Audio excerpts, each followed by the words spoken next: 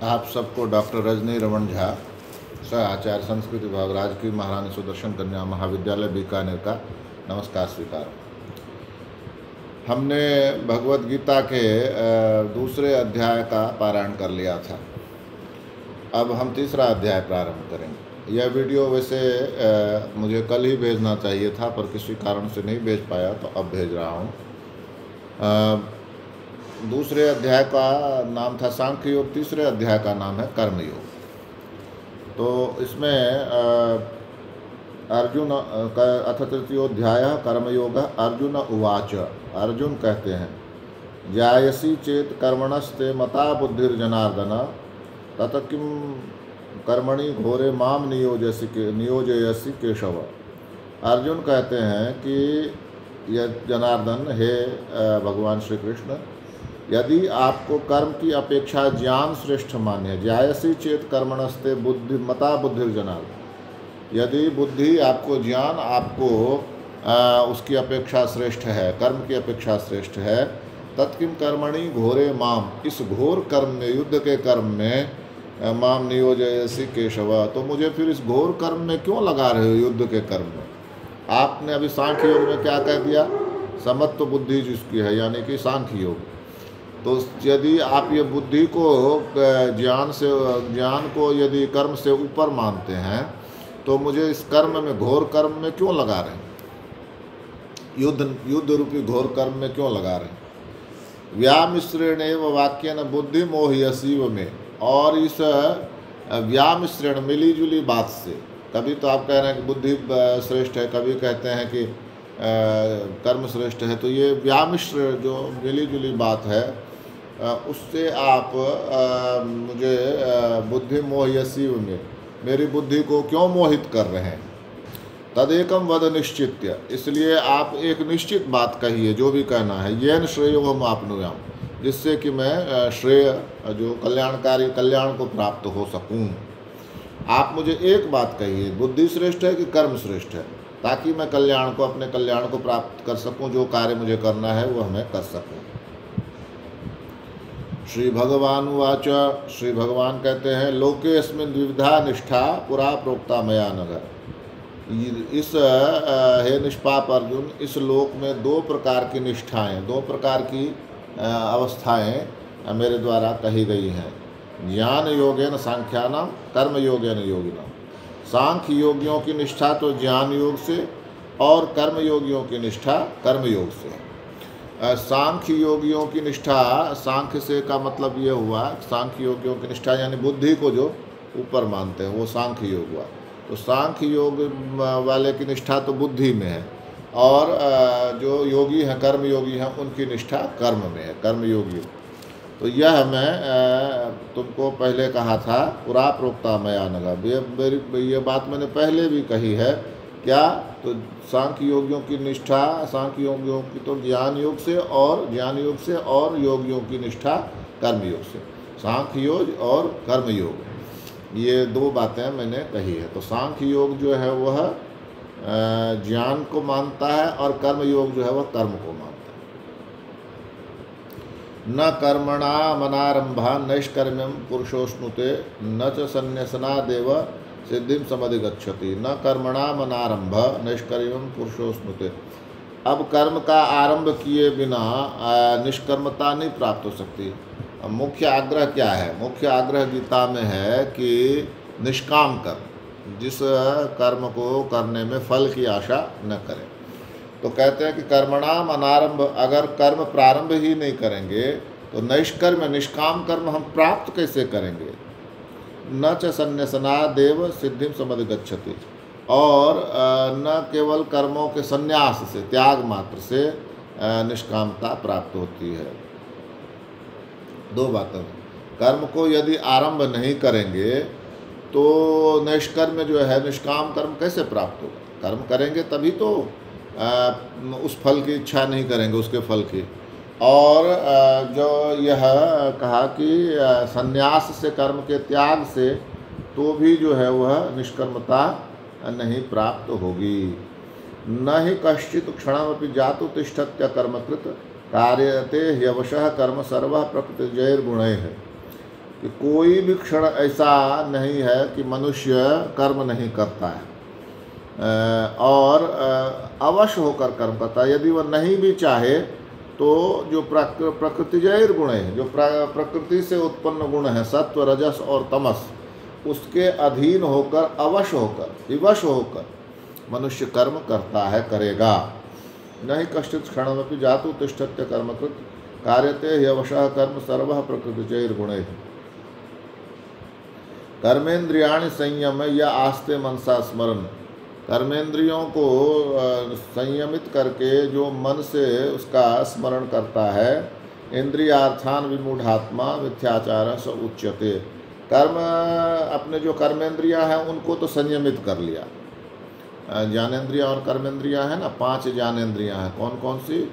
आँख, नाक, जिह्वा, त्वचा और कान, ये तो हैं ज्ञानेंद्रियां। और कर्मेंद्रियां कौन कौन सी हैं? तो हाथ है, पाँव है, मुंह है, और जो जिसको हम जननांग बोलते हैं वो, और उपस्थ बोलते हैं उसको, और मलद्वार।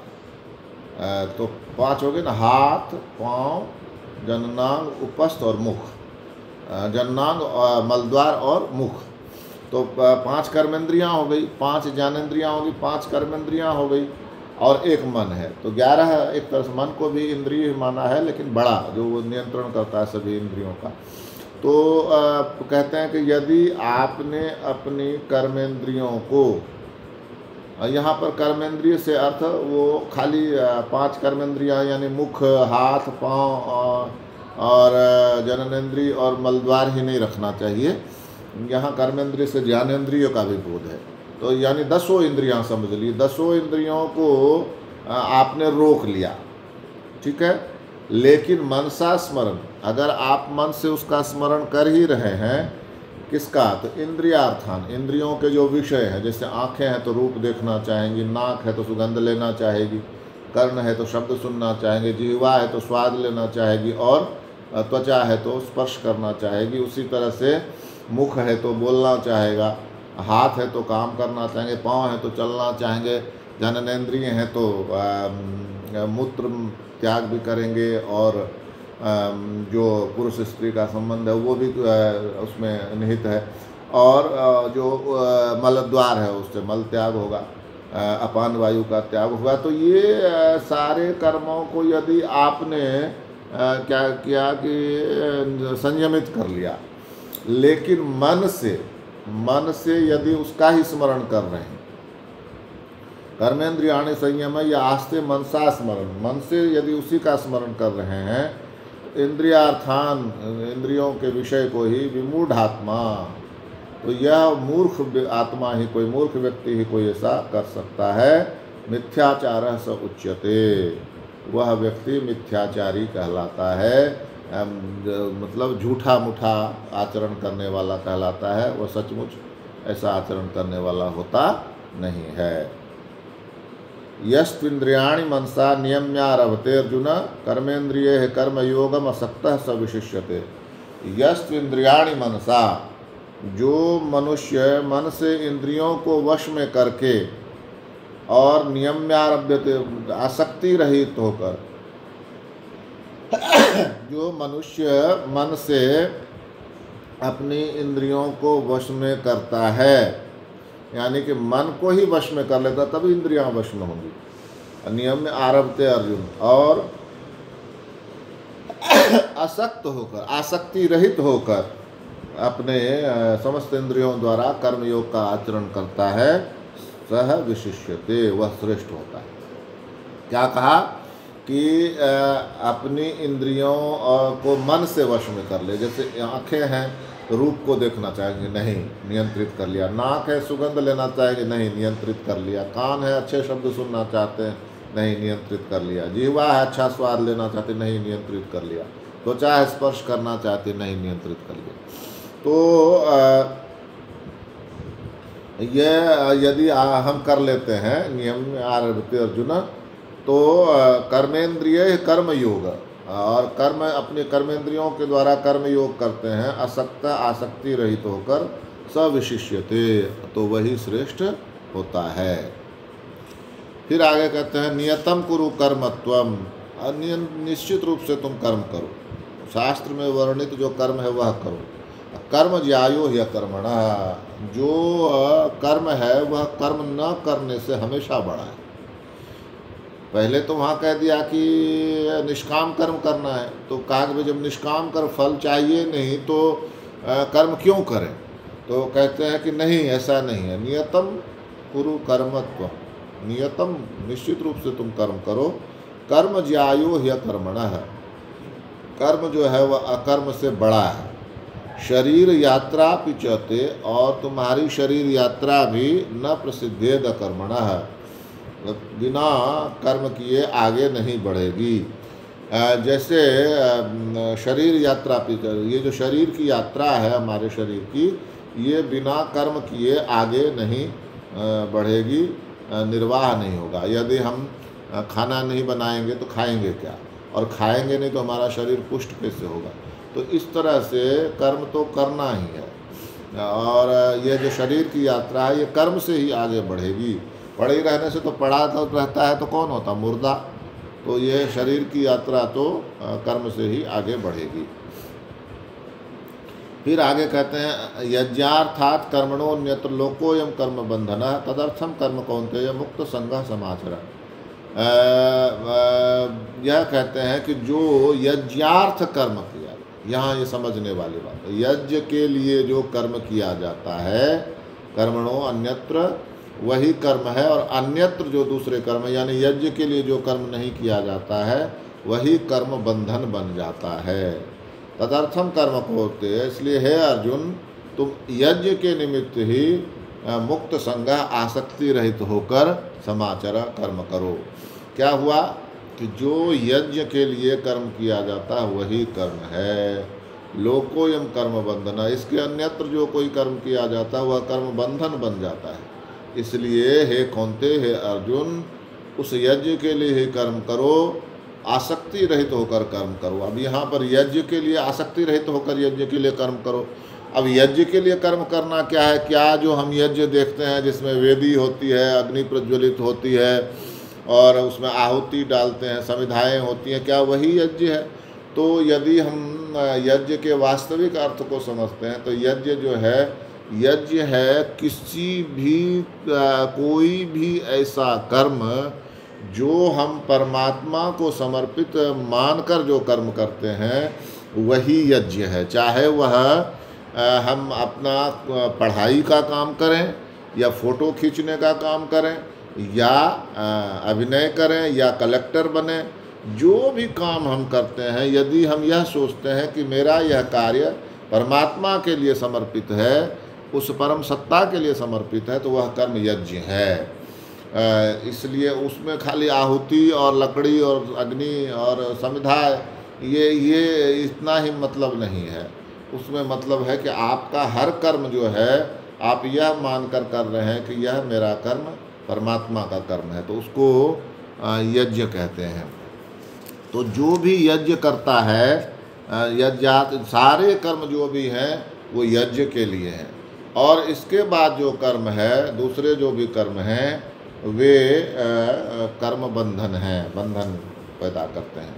इसलिए हे अर्जुन तदर्थम कर्म कौन्ते, इसलिए तुम जो है वह कर्म कौन्ते है, कौन्ते मुक्त संगः, मुक्त संग होकर यानी कि आसक्ति रहित होकर वह कर्म करो, समाचर।